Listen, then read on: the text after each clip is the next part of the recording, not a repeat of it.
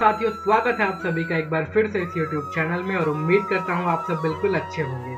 तो जैसे कि आप हैं वैसे ही हमारे भारत का इतिहास रहा है बिल्कुल अच्छा।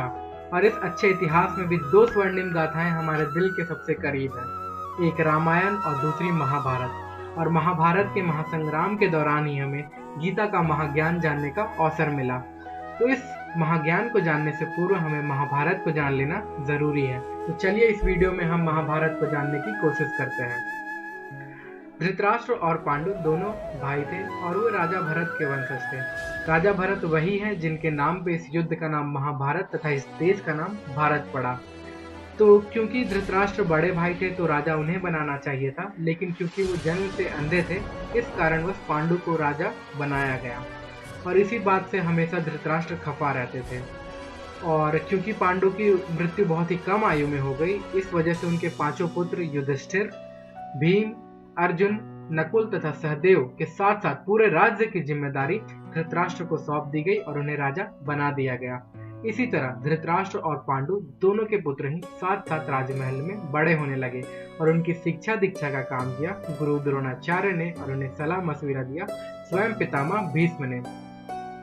तो क्योंकि धृतराष्ट्र को पहली बार में राजा नहीं बनाया गया था तो ये बात हमेशा उनके मन में खटकती थी और ईर्ष्या और द्वेष की भावना उनके मन में जग उठी थी और यही भावनाएं उनके पुत्रों के मन में भी थी। और इस कारणवश उनके पुत्र हमेशा ऐसे षड्यंत्र बनाते थे या रचते थे जिससे कि वो पांडु पुत्रों को मार के अपने रास्तों से हटा सके। लेकिन क्योंकि पांडु पुत्रों को श्री कृष्ण जो कि उनके ममेरे भाई थे और स्वयं भगवान वासुदेव कृष्ण हैं और उनके चाचा विदुर का संरक्षण प्राप्त था, इसी वजह से वो सारे षड्यंत्रों को विफल कर देते थे। लेकिन एक बार क्या हुआ, धृतराष्ट्र के सबसे बड़े पुत्र दुर्योधन ने अपने मामा शकुनी जो कि एक बहुत ही कपटी व्यक्ति था उसके साथ मिलकर एक जुआ की सभा का आयोजन किया। शकुनी के पास ऐसे पासे थे जो कि उसके पिता की अस्थियों से निर्मित किए गए थे और उससे वही आता था जो वो मांगता था और इस कारणवश जुए की सभा में उसे हराना नामुमकिन था। तो पांडवों को इसमें निमंत्रण दिया गया और निमंत्रण दिया गया तो पांडव आए। अब जब पांडव आए तो उन्होंने अपना सर्वस्त्र उस जुए में गवा दिया, क्योंकि जो पासे थे वो कुछ इस तरीके से थे कि शकुनी जो मांगता था उसमें वही आता था और जो भी इस खेल में खेलता था वो अपना सब कुछ हार जाता था। और यही हुआ पांडवों के साथ। उन्होंने अपना राज्य गवाया, अपना धन गवाया, यहाँ तक कि उन्होंने अपनी पत्नी को भी उस जुए की सभा में गवा दिया। और क्योंकि दुर्योधन और उसके भाई इतने अधर्मी थे, उन्होंने पूरी सभा के बीच में द्रौपदी को निर्वस्त्र करने का बुरा काम करने का प्रयास किया। लेकिन ये तो भला हो वासुदेव कृष्ण का, जिनकी दैवीय शक्तियों की वजह से ऐसा संभव ना हो पाया। और उसके बाद पांडवों को 12 वर्षों का वनवास तथा 1 वर्ष का अज्ञातवास दिया गया और इस बात को बताया गया कि जब आप अपना अज्ञातवास और वनवास पूरा करेंगे तो आपको आपका राज्य लौटा दिया जाएगा। तो जब पांडव अपना वनवास और अज्ञातवास पूरा करके वापस लौटे तो उन्होंने दुर्योधन से कहा कि अब हमें हमारा राज्य लौटा दो। लेकिन दुर्योधन बहुत कपटी था, उसने साफ इनकार कर दिया। उसके बाद पांडवों ने 5 गांव देने की प्रस्तावना रखी। उन्होंने कहा हमें सिर्फ 5 गांव दे दो, लेकिन दुर्योधन ने कहा हम तुम्हें सुई की नोक के बराबर जमीन नहीं देंगे। तो इसी बात से नाराज होते हुए पांडवों ने युद्ध की भूमिका को बांध लिया।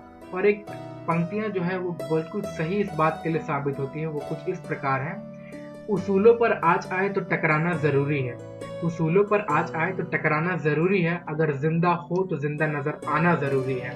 और इस तरीके से युद्ध सुनिश्चित हो गया और पूरे देश विदेश के जितने भी राजा और महाराजा थे उन्होंने अपने अपने पक्ष निर्धारित कर लिए। कोई पांडवों के पक्ष में चला गया तो कोई कौरवों के पक्ष में चला गया और इस तरीके से युद्ध जो था वो बिल्कुल निश्चित था। लेकिन इससे पूर्व श्री कृष्ण ने युद्ध टालने के लिए एक सभा की आयोजन की और शांति प्रस्तावना लेके दुर्योधन के पास गए। उन्होंने वहां पे उससे बोला कि चलो युद्ध को टाल देते हैं, आप सिर्फ 5 गांव जो है वो पांडवों को दे दीजिए, उससे ज्यादा उन्हें कुछ नहीं चाहिए।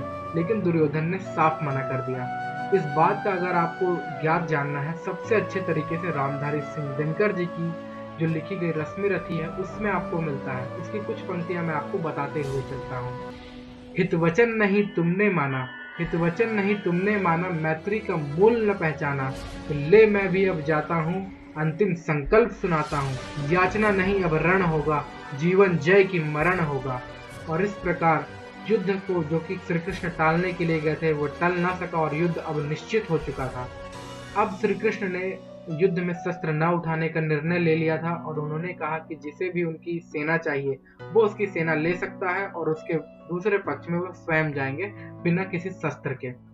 तो क्योंकि दुर्योधन एक अधर्मी तो जरूर था लेकिन वो एक राजनीतिज्ञ कुशल था, तो उसने श्री कृष्ण की नारायणी सेना को अपने पास ले लिया और श्री कृष्ण जो थे वो स्वयं पांडवों के पक्ष में चले गए और उन्होंने धनुर्धर अर्जुन का सारथी बनना का निर्णय लिया। और इसी प्रकार से युद्ध की भूमिका जो थी वो बिल्कुल बंद चुकी थी और इसके बाद ही गीता का जो परम ज्ञान था वो हमें जानने को मिलता है। यहाँ तक की बातें हम इस वीडियो में समाप्त करते हैं और इसके अलावा अगर आपको कोई भी प्रश्न पूछने हो हमसे, कोई आपको शंका हो या कोई आपको दुविधा हो तो नीचे कमेंट बॉक्स में आप कमेंट करके हमें बता सकते हैं। हम जल्द से जल्द आपको जवाब देने की कोशिश करेंगे और उम्मीद करते हैं कि आपको ये वीडियो पसंद आया होगा। तब तक के लिए धन्यवाद। जय हिंद, जय भारत।